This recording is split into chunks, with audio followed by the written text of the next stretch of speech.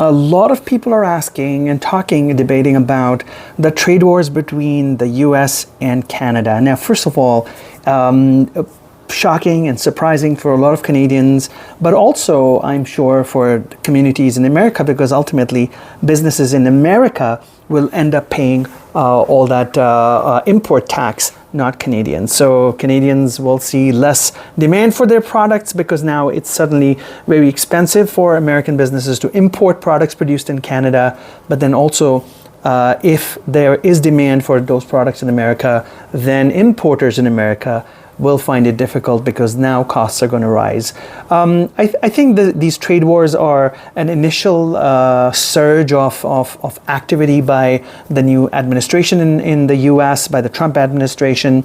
It's probably looking like one of the many things that the Trump administration is going to, talk about, shout about, go on about creating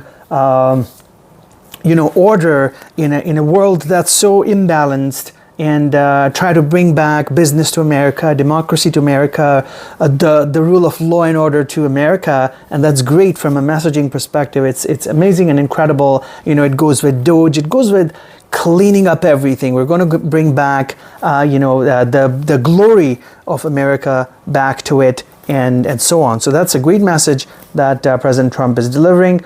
I think there's more to such things, such as imposing tariffs and things like that, because it's complex. The trade is complex. The global trade and policies are complex, and it's just not the matter of switching on a tap or switching it off, but it's about looking at impacts on economies, impacts on your own economy in America, because it's also going to impact a lot of Americans on not being able to import goods and so on. So there's a bigger picture than that, but I believe there will be many other things such as this, tariffs and sanctions and embargoes.